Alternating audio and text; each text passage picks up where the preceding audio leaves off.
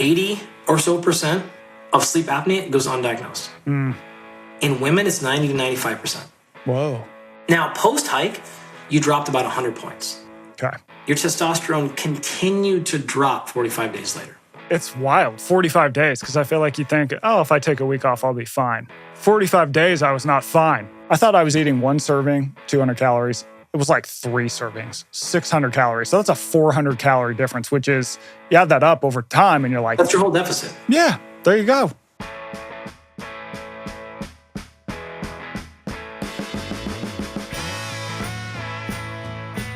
Welcome to 2%. I am your host, Michael Easter. If you've been listening to this podcast at all, you will know that about a year ago at this time, I was on a hike through southern Utah. For 45 days straight, I walked about a marathon a day. Now, leading up to this, I had a lot of questions about how to prepare for it physically. So I emailed the smartest man alive when it comes to human performance. We're talking to Andy Galpin today. And what Andy did is right before I left for my hike, right after and 45 days after, he took a bunch of my biological measurements and then he analyzed them. He wanted to know what happens to the human body during an insane endurance event like I did. And what he found was really mind-blowing. It surprised him, it surprised me, and it can give us all lessons about how to approach endurance, fitness, sleep, all these big different questions.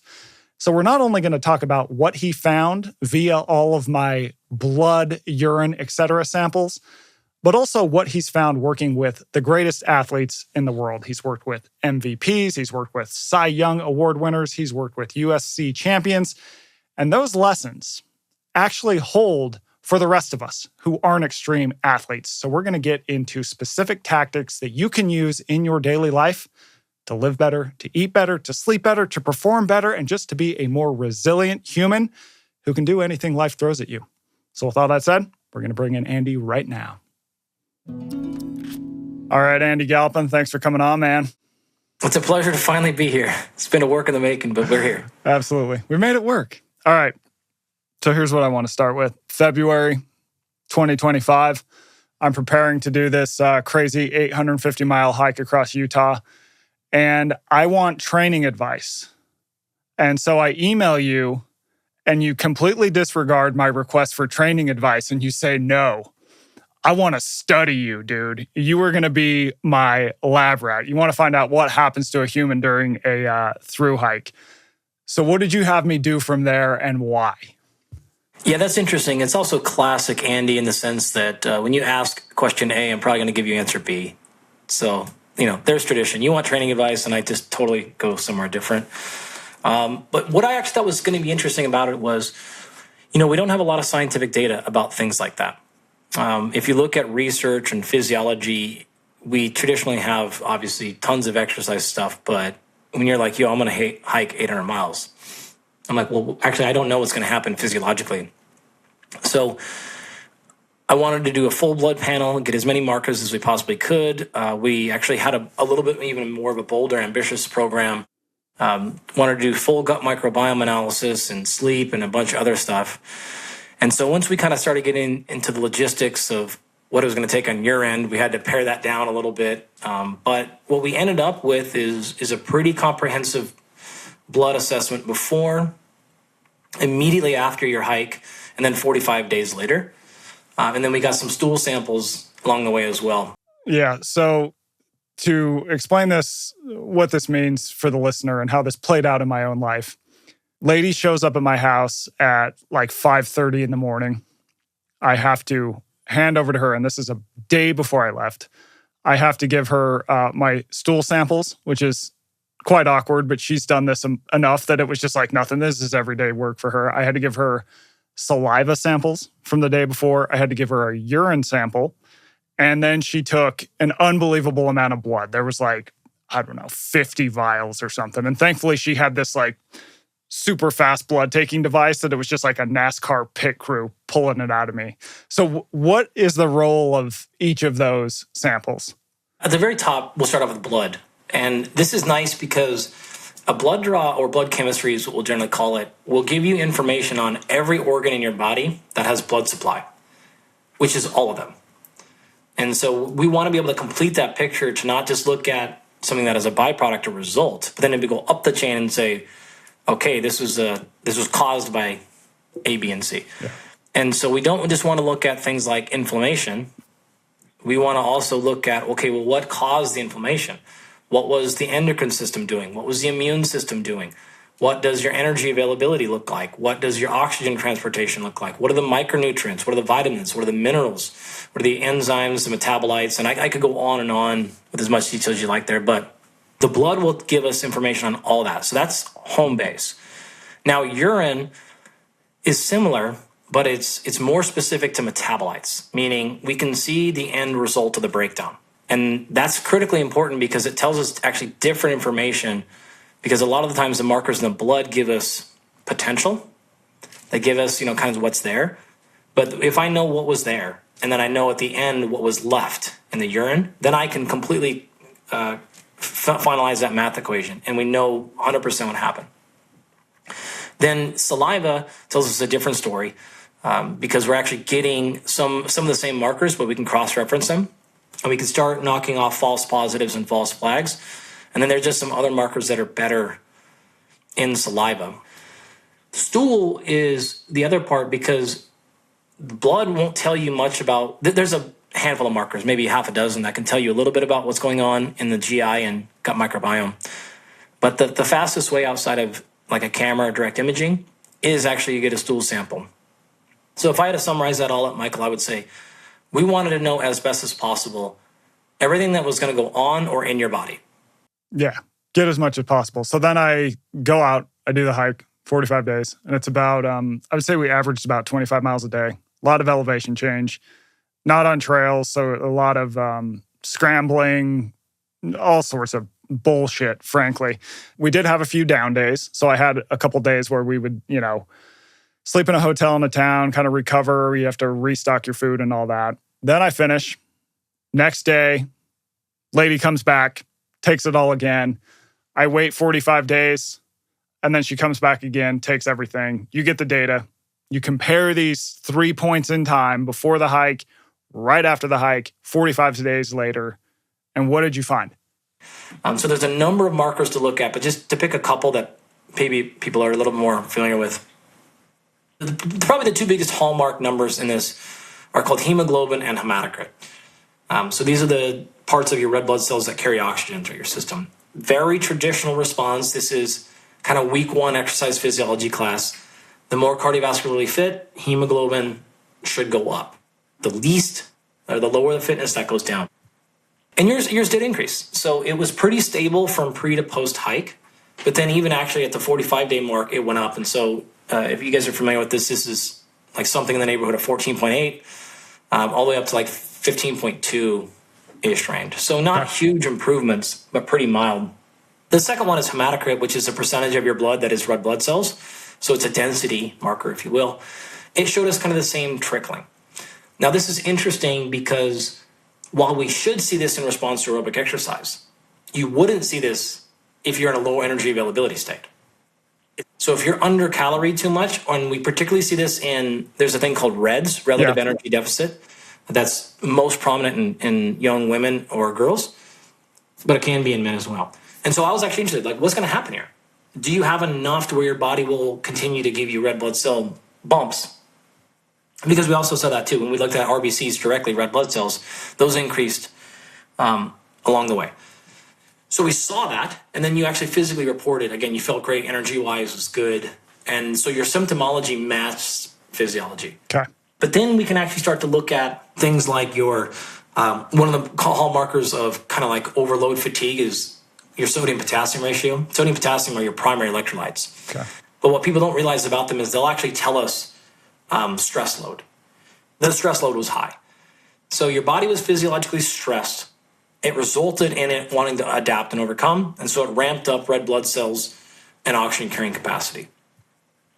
So those are interesting, and it's good. But where we paid the price was metabolism and endocrine. So we started looking at things like your metabolic health, your fasting glucose, your insulin, HbA1c, a bunch of markers here. Those are typically highly associated with exercise, fitness, and body composition. Okay. So I actually anticipated those being excellent with you because you're doing low-level physical activity at huge amounts.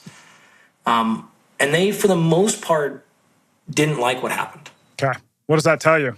Some of that is probably genetically driven. And then I know in conversations you were like, actually, my blood glucose is actually pretty traditionally high anyways. Yep. But it didn't move that much in the hike, which I would have anticipated it. I would have said, oh, yeah, you get more fit. You're a lean guy. You're small. You lose weight. You should see these things stabilize. What probably happened, though, is because you had such a stress response happening there, one of the things we know happen is stress will increase blood glucose. And maybe a better way to say it is stress will compromise metabolic health. Okay. And so because you were putting yourself under so much physiological stress, it's just probably a function of the fact that you just had to keep on at all times. That's my best guess. Okay. I would have anticipated the opposite, to be honest.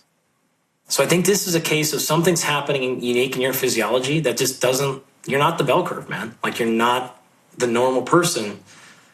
And, having done, I can't tell you how many thousands of labs and stuff on people. Right. You just see that sometimes. Okay. So the story got very interesting when we got to your endocrine system. So this is your hormones, right? This is your thyroid. This is your testosterone. There's, 8 or 10 markers we looked at in those things. And this is the one where, I would have had a furious debate with somebody prior to going in because in general, what we see happen is, and the anabolic system is a classic reactor. So if your testosterone goes down, it's because you're in chronic low energy availability, or it's because you're in chronic metabolic dysfunction, or because you're in chronic stress, or whatever the case is. Yeah. So it's a reactor rather than a primary driver. And so your testosterone going in, and you signed the waiver. I can show your hair, share your health data here. Send it out to the world. Total testosterone going into the hike was 750. It's a very, very, very solid number. Okay. Most people are going to be really mad because they're below 400, below 300. You get below 200 as a middle-aged man. You're on medication. Yeah. That's a clinical issue, right? But most people, even sub 500, are oftentimes reaching for TRT and things like that, right? Right. So cruising at 750 naturally is well above the average. This would be like an atypical number. It's where you want to be. It's actually pretty much perfect, but we don't see it very often. Okay. But I would create your lifestyle with that. Almost surely your sleep, your stress management, your physical activity, your movement, all those things you create space for. Now, post-hike, you dropped about 100 points. Okay. So you went from 750 to 650 in the neighborhood. Was that what you would expect, or did you think it would drop lower? It's really tough to say. So one thing that you want to be careful of with something like total testosterone. There's a natural, what we call analytical variance. So this is if you take the same, people don't know this stuff a ton, but if you take the same blood sample and send it to 2 different labs, with testosterone, you're going to get something in the neighborhood of 20 to 30 different score. Interesting. There's also a diurnal variation. So there's difference between morning and evening. Yeah. And there's a little bit of a day-to-day variance. We also took a look at your free testosterone. So you've got your total amount, and then the kind of the condensed version of this is the free testosterone is the amount that is bioavailable. So it's unbound. And so we also look at as another thing called sex hormone binding globulin. And this is one of the markers that binds a bunch of sex hormones, but one of them is testosterone. Okay. So, I'm keeping it just a little bit simple here for the sake of conversation. Yep. So why these 3 things are interesting is because we have the total amount of testosterone you have. We have how much of it is free and available. But that amount is going to be determined by sex hormone binding globulin. Because when that goes really, really high, a lot of the testosterone is bound to that. And now it can't get into receptors. It can't activate tissue. It can't do its thing. Do its job, yep. Total testosterone went down. Your free testosterone got cut in about half. So your total amount is there, and the available amount went down as well. And that's because your sex hormone binding globulin shot way up. Okay. This is a fairly predictable response. You were not convinced physiologically that you're going to be doing that forever. And so it went we have to pay the piper because we're undercaloried. Okay. Not eating enough. You're not eating enough calories. You have to continue to perform, though. And so this is what we would call like an acute stress response. Your physiology will always defer to keeping organs alive over things like exercise performance. Yeah. If given the choice, keep your brain powered, keep your kidneys filtering, and we'll deal with your stomach and your muscles being heavy later. Yeah. Like, who gives a crap? Right. Your hormones are one of the ways that you do that regulation. Because it says, hey, look, we don't have any need to grow muscle right now. We are undercaloried. We're not getting enough blood glucose to the brain. We're not getting enough to power immune system. We're having this demand to make more red blood cells. So any available energy, divert it to that. And we will pay the hormone consequences later. And so it starts pulling those things down. Okay. And so that was very interesting. But one of the things that was actually also like equally interesting was your testosterone continued to drop 45 days later. And why is that? Now it's just trying to get its life back together and it takes a hit? Yeah, that's exactly what you said.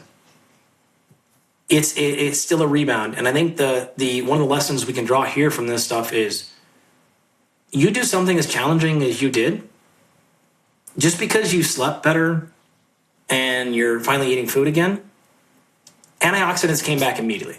Okay. Because those are very acute. You eat them right now, I pull your blood, they go up. Yeah. Hormones aren't like that. Red blood cells aren't like that. Even 45 days, it's wild. 45 days, because I feel like you think, oh, if I take a week off, I'll be fine. 45 days, I was not fine. Well, you started to be, right? So we started looking, your sex hormone binding globulin was back down to baseline. Okay.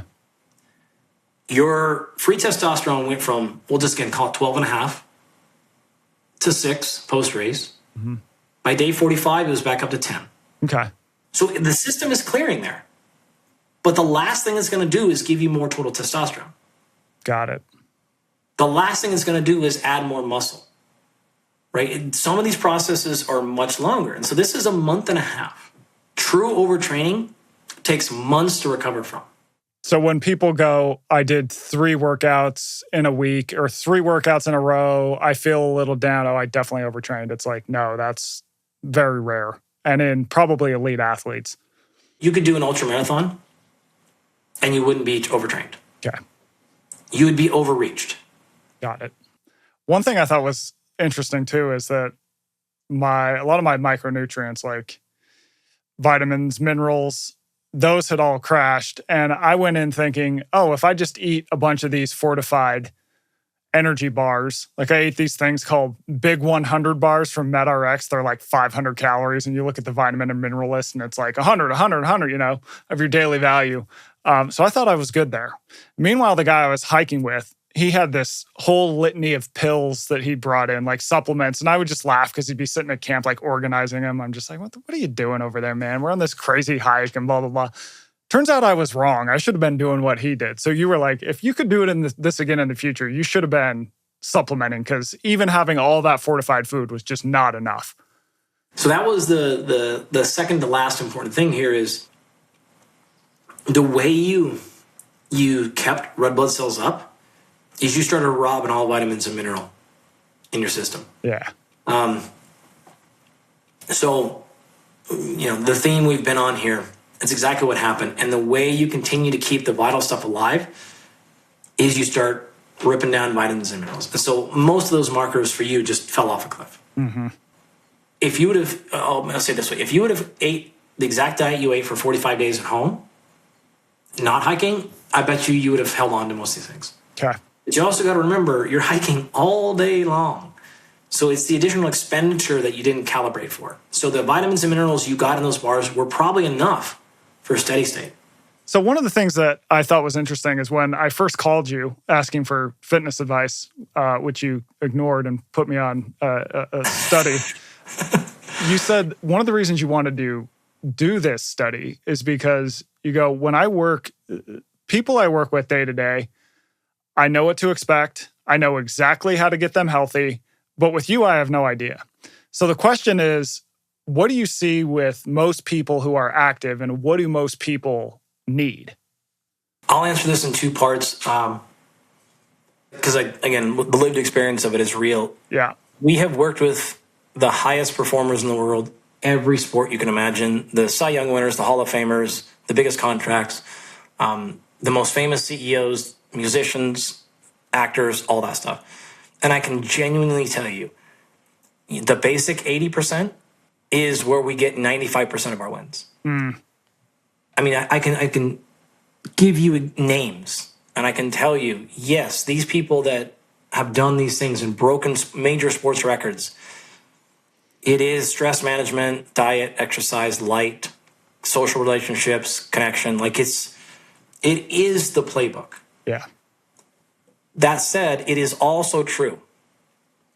Sometimes that last 10 to 15%, we have to go so far in the other direction, and we need extreme precision. Look, the idea of personalized or precision stuff, we're closer to the reality of that than what most people buy and say and sell, right? When they do that, it's like, oh, I took a questionnaire and maybe like a blood sample, and I'm like, give you a precision work. That's not like really that precise. Right. But we can do that. When we have people that have enough means and enough interest, we can get some really fancy stuff done, and we can actually be prognostic on that. Yeah. So we can predict performance weeks in advance with extremely high granularity if we have enough data, and we can build those into enough models.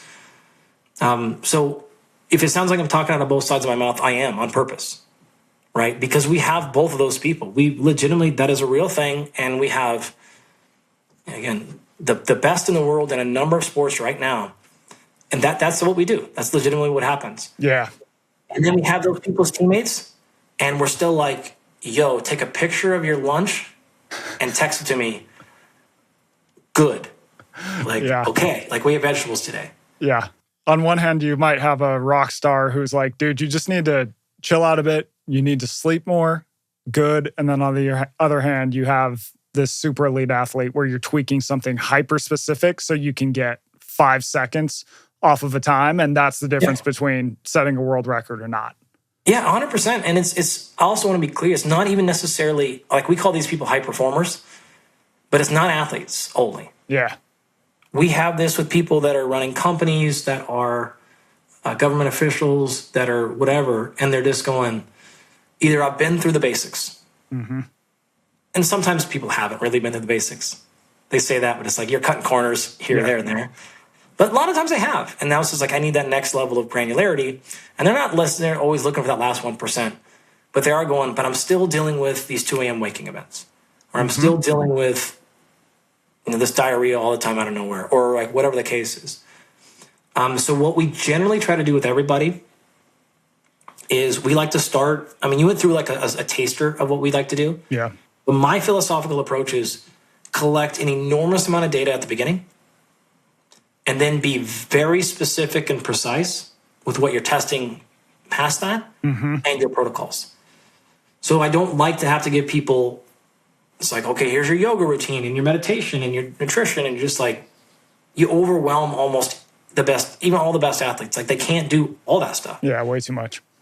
But if we can find your biggest performance anchor and then we can give you high precision, that's better, and it's worth the pain in the ass on the front end of all the data, because now we can get, I mean, we're not perfect, right? Like science is an imperfect practice. Yeah.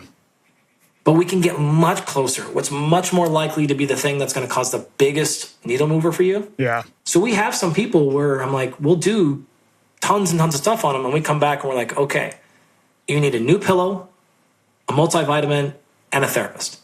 Awesome. And it's like, great. Like that's all we're doing, or whatever the case is. It's like something very simple, but it has a huge impact because it is like really close to the thing that's going to move the needle the most. Yeah. And lastly, it lets them breathe. And they can go, okay, I don't have to worry about my red light therapy. I don't have to worry about zone 6. I don't have to worry. I'm like, those are all good. They're all real. Yeah. But you just need these 2 things right now, and then we'll add some stuff or change whatever. And they're going, okay, but the health anxiety here is so high for people, just wanting to do all the things, because they all are real. But the question is, what do you need to do? Yeah. So you mentioned health anxiety, and you've written about this. What are your thoughts on wearables for the average person? Where are they helping? Where are they not helping? What's your take there? You know what's crazy is we wrote that almost a decade ago, and my position really hasn't changed categorically at all on this. They are wonderful for accountability. Mm-hmm. Accountability to yourself. Right. Right? We know this. There's excellent data. When people are being watched, measured, monitored, they make better choices. Hawthorne effect is a real thing, right? Yeah. So whether you're watching your own self, or you know that your coach is watching you, or your medical provider, or whoever, you're going to make better choices on average. Fine. They're good for rough calibration. So the average person who goes, I think I'm pretty healthy, and they get their blood pressure checked, and they're 150 over 130, and you're like, wait a minute. Oh. Right? Extend that same thing to wearable. You think you sleep pretty well, but it doesn't. You think you're pretty fit and your resting heart rate's 75. Right? Like you can, people are miscalibrated. Where probably this lands the most is food. The average person has no concept. No idea. And I learned this the hard way. I was working with a guy who had me measure. I'd never measured food. And at the time, I'm working at Men's Health. So I'm like, I got a healthy diet, blah, blah, blah. When I measured peanut butter, and the deal was, I want you to eat normally for the first week, but just measure everything. So take your normal serving, track it. I thought I was eating one serving, 200 calories. It was like 3 servings, 600 calories. So that's a 400 calorie difference, which is, you add that up over time and you're like... That's your whole deficit. Yeah. There you go. Yeah. So I used to do that experiment every semester in our graduate classes, right? Even grad students in this field. Yeah. People always overestimate their protein intake. Mm-hmm. It's always way lower than they think. And people way, way underestimate how much fat they eat. Yeah. Always, right? So technologies like that, we'll call these wearables or whatever, they're really good for things like that. Like getting you in the stratosphere, keeping you accountable, giving you an overall screen, a look at it. I'm conflict of interest. I'm biased a little bit in this field, right? Our sleep company, we have an FDA-approved wearable device. We can run a full medical clinical sleep study on people at home with a tiny wearable. Which is important because people sleep differently when they're in a sleep lab, correct? Yeah, and 1,000 other reasons. You got wires everywhere. And it's one night. And it's like a disaster. So applications like that are great, but that is gold standard technology. The vast majority lack accuracy. They lack precision. They're calibrated against, in the case of sleep, sleep wearables are calibrated against something called polysomnography, which is that lab stuff. Mm-hmm. What people don't realize is polysomnography is still a subjective test. Okay. It's not actually objective. What ends up happening is a technician gets a printout and they objectively decide your sleep stages and all that. Mm.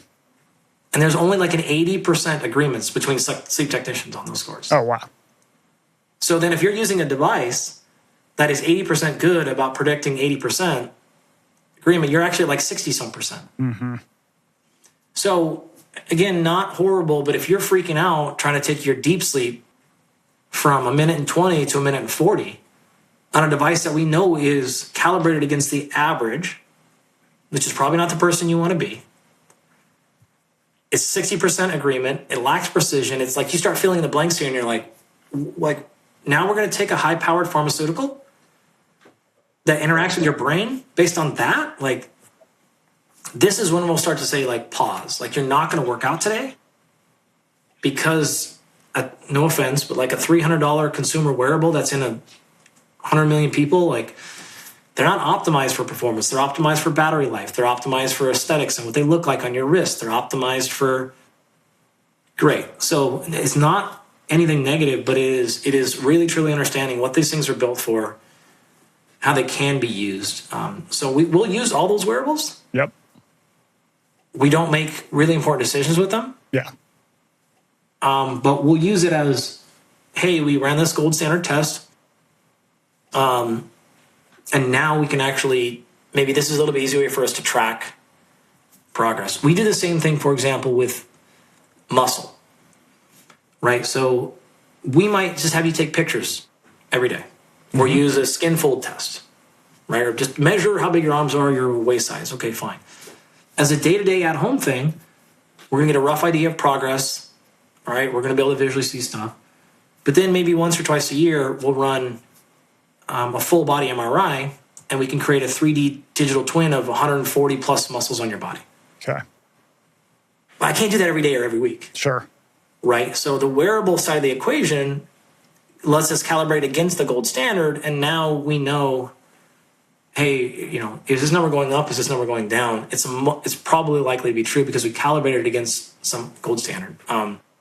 So zooming out to the average person listening to that, I would say keep them in mind, utilize them, rough standards, ballpark ideas.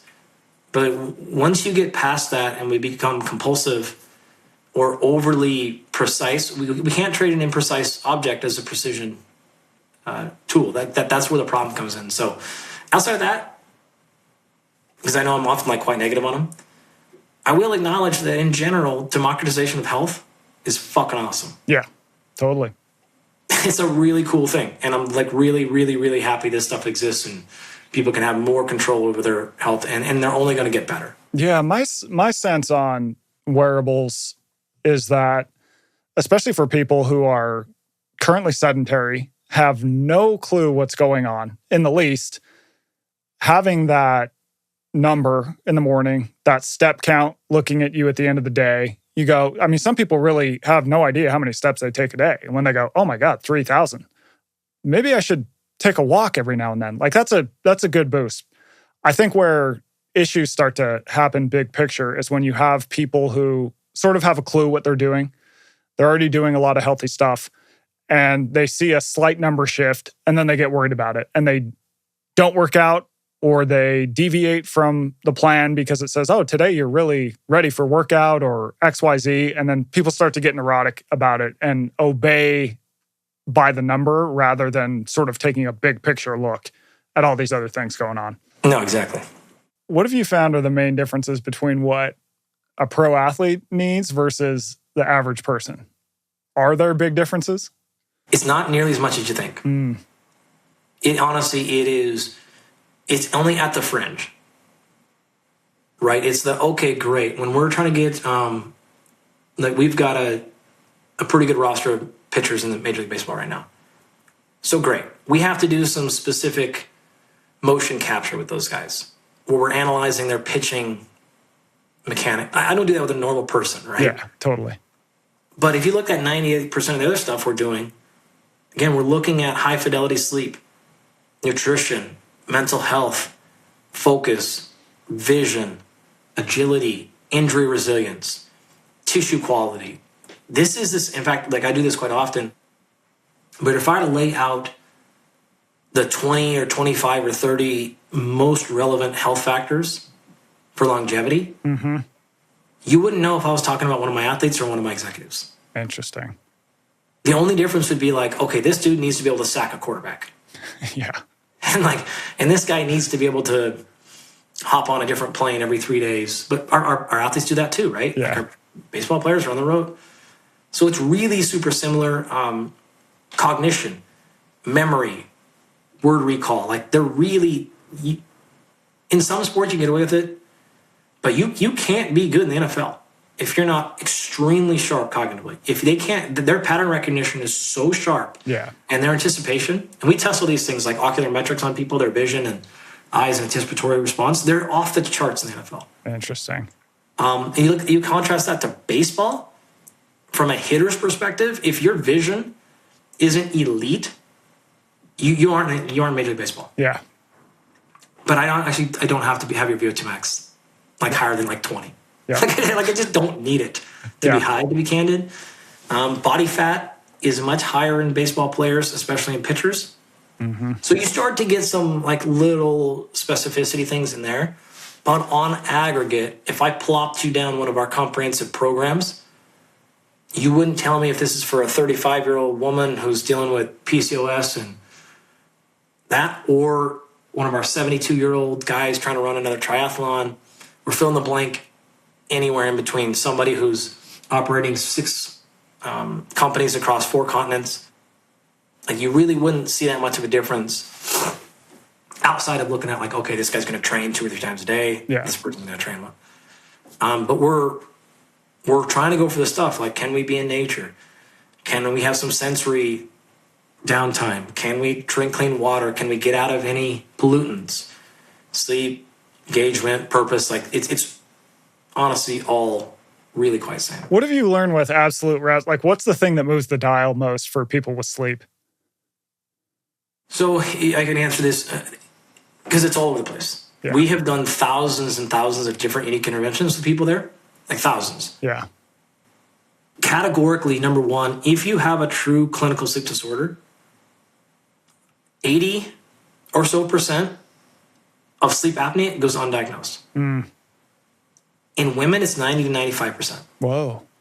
That's interesting. It's actually a really good reason why. Why?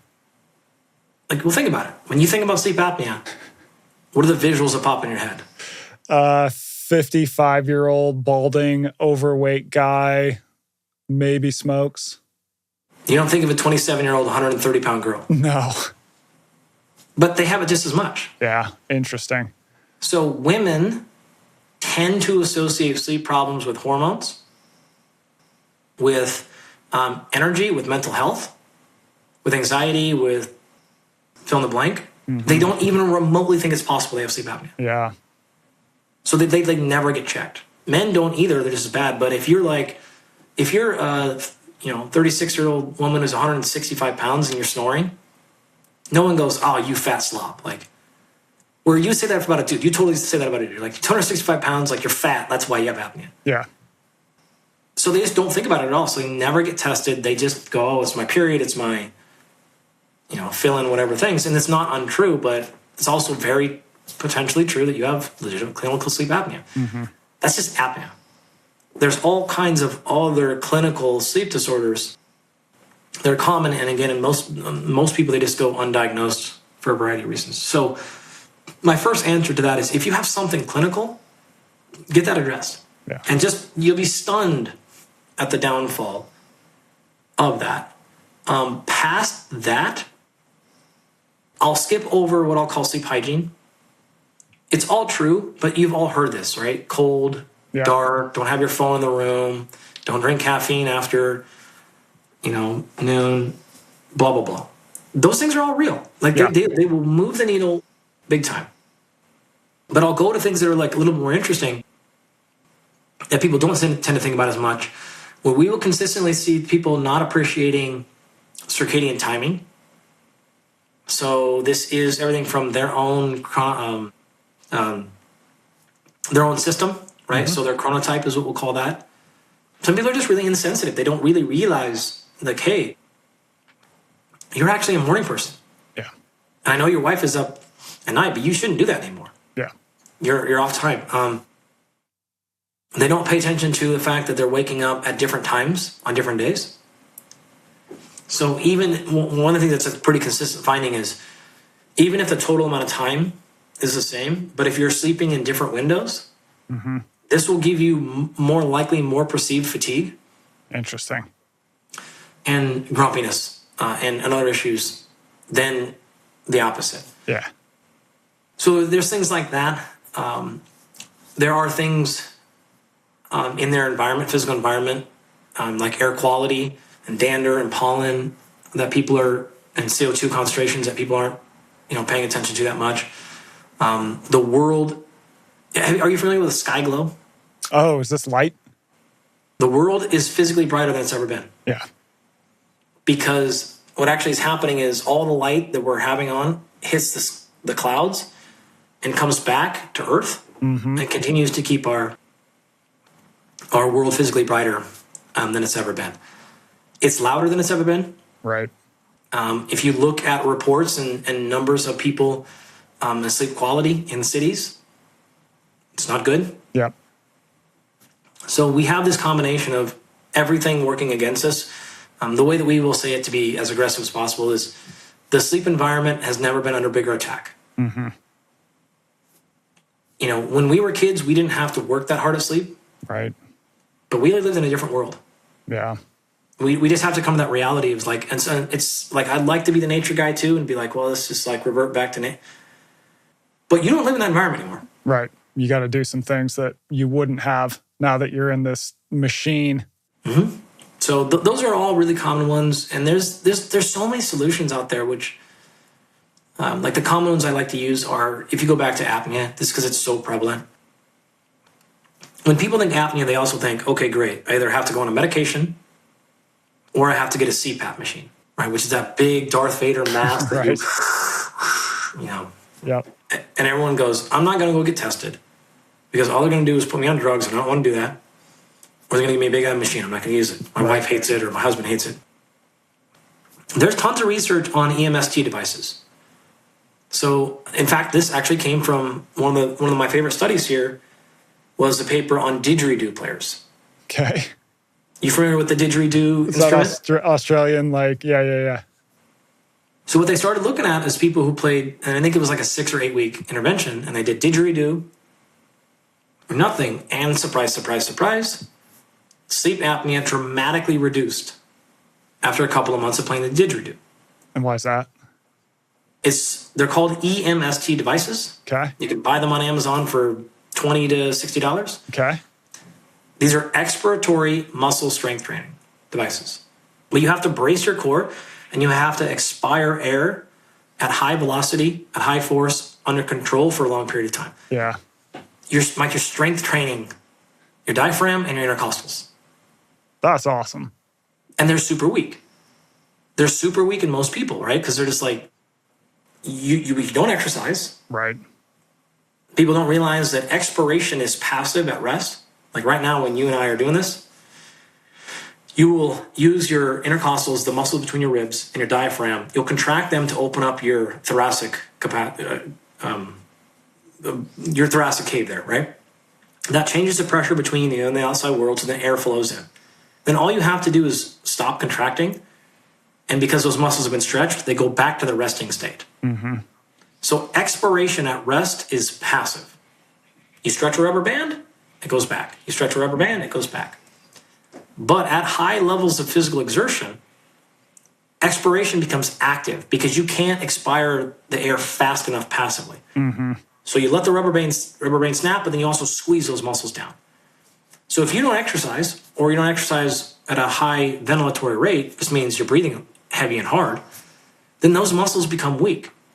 And so the didgeridoo strengthens those muscles. Well, if you can't breathe, then you're going to have, like, depending on what kind of apnea you have, but in certain types of apnea, this becomes problematic at night when you even have mild sleep wave restrictions. So there's tons of them, but that's just one example of something going, hey, by the way, you could probably do this with an EMST device. Yeah. You can probably just do this by exercising more. You can probably do this by just nasal breathing. Like there's plenty of ways to actually get there that aren't CPAP devices. And I'm fine with CPAPs. I'm all in on them. They save tons of lives. Like, yep. It's not a negative. It's just saying there are more options. Yeah. Especially when we have data to say you have this central apnea or peripheral apnea, or we know the actual cause rather than just labeling the disease. Yeah. Then we can get to the resolution. So there's tons and tons of solutions to these different things, but those would be really common ones. And sleep apnea is so prevalent. It gets a primary focus for good reasons. Yeah, that makes sense. How would you approach exercise for the average person? You need baseline physical activity. Okay. Step number one. Everyday movement. Most days movement. Yeah. You want to do this as structured exercise? Fine.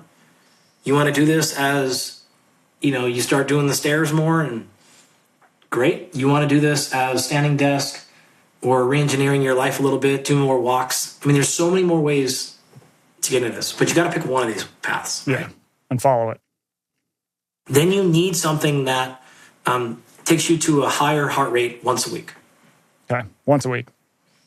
Minimum, right? You want to do it more cool, I'm in for it. But at once a week, you should be getting yourself up. Zone, I don't care. Right? I'm just not a believer, no offense to anybody, but I'm not a zone 2 guy. Okay. Just honestly not that big a deal. Okay. You need to get your heart rate really high, though, at least once a week. If this wants to look like high-intensity intervals, great. You want to go to kickboxing class? Like, I don't really care, but something that gets you close. I don't care if this is 92% or 98% or 87%. Something that's like makes you feel like you're pretty darn close to your high heart rate. Yeah. I'm in for it, whatever it is, right? Then you need to do something most days that puts most of your joints through most range of motion. Okay. If this is yoga or Pilates or stretching or jiu-jitsu or full range of motion strength training or scrambling up, some rocks on this, I don't really care. But you need to move your joints through a full range of motion. I would like to see something where you engage in sustained energy output for 30 plus minutes. And 30 minutes is, of course, a random made-up number, right? Yeah. 20 minutes, sure. 40 minutes, sure. Like something that is past, we're not doing high-intensity intervals. We're not doing CrossFit class. Like, I mean, literally no stopping. If this is jogging or whatever, if this is a 20-minute jiu-jitsu roll, something. These are different physiological challenges. Once a week for that. Again, you can combine a bunch of these into the same workouts and get a bunch of things knocked out. Last two things, something that requires high force. Right? Traditionally, we're going to look at weights for this. Mm-hmm. Machines, bands, bells, bars, bodies. I'm in for it. Yeah. Whatever. Would like to see that twice a week. Right? We want to cover all of our joints, all of our big muscle groups and movement patterns and things like that. And then one thing that requires high muscular endurance. Okay. So this is more of your higher repetition in the weight room. This could be calisthenics. This could be body weight stuff. Something that is more your traditional 30 plus repetitions or a minute plus isometrics or holds. Again, tons of ways we can do that. And again, would like to see that at least once a week in the plan. Okay. You start ticking off those nodes, man, you're pretty resilient. Yeah. Like there's just not much you can't do. Someone wants to throw you on a 20-mile hike, you'd make it, right? Because you have the steps in, you have the tissue tolerance to be able to get through it, and you don't break down. The knee doesn't start blowing up on you, right? The low back doesn't go. You do whatever. Somebody pops in and goes, let's do a high rocks this weekend. You get through it. Why? You've done enough strength training. You can go full range of motion. You've got VO2 max capacity. You can get to high heart rate. I mean, you start going on the list. Hey, let's play a round of golf this weekend. Yeah, man. Why? Because I'm used to swinging hard. Pop in. Let's go surf. Okay, whatever. You can do lots of stuff and survive it and then not be either injured or wrecked for so many days. You can't do it again. So yeah, it's like prepare your body to do pretty much anything. And it also turns out that if you do that, that's probably going to help your health in the long run too. It will, right? Like this is your anti-Achilles protocol. Yeah. Like you do this stuff, your Achilles has got a much better chance for not snapping. Yep. I love it. All right, final question. If you could be any professional athlete, what sport would you have done? It's so cliche, but I'm just being candid. Nothing felt as natural as when I started doing combat sports. Yeah. I hated wrestling. I still think like wrestling is no offense, dumbest thing. I don't get it at all. But once I started getting into the striking sports and jiu-jitsu, I'm like, oh my God. Like it just feels very, very, very good to do those things. Yeah. So those ones might have been, probably would have been a battle between that and football. Actually, I have a final question. Who are the toughest athletes you work with? I'm going to answer this in two avenues. This is a really tremendous question. Okay. I've been fortunate to work with Tatiana Suarez for many years. I've worked with Brian Ortega for many years. Mm-hmm. If you know anything about the UFC, if you watched any Brian Ortega fight, you can't tell me any baseball players, basketball player, any NFL player is as tough as that. No. Like, it's wild. Tatiana broke her neck when she was getting ready for the Olympics in wrestling. Mm-hmm. There's an HBO documentary on Tatiana. It's tremendous. when she broke her neck on the scan, she found she had thyroid cancer. Holy shit. She comes back, retires from wrestling, and goes straight into MMA. And then she gets all the way up, is undefeated, is one fight away from a title fight. And the short version of it is she then gets hurt and is out for 4.5 years. Oof. Like, we battled so many things over those years. And then she eventually, got back to fighting. So when you look at them, like, in the moment, who can, like, take an ass whipping more than anyone else? See, you can't say anyone categorically more than fighters. I like it. One day, you and I will be tough, hopefully. Hopefully. I don't think so. We can dream. I'm over here feeling good about myself because I'm doing this podcast and I got a little cold and I was up all night. I'm like, got to this one. You're a champion today, Andy. I like it. We'll give you points for that. Well, Andy, thanks a lot for coming on, man. This was awesome. Yeah, you're the man. Thank you, as always, for checking out the show, and many thanks to Dr. Andy Galpin for jumping on with us and giving us his wisdom. As a reminder, you can find Andy through Arrête, his health company, through Absolute Rest, his sleep company, and via his podcast, which is called Perform with Dr. Andy Galpin. As for 2%, we are dropping new episodes twice a week in your feed, so please keep an eye out for more. And if you have a question for us, we love questions. Please send them. You can send them to media@twopct.com, or you can drop them in the YouTube comments.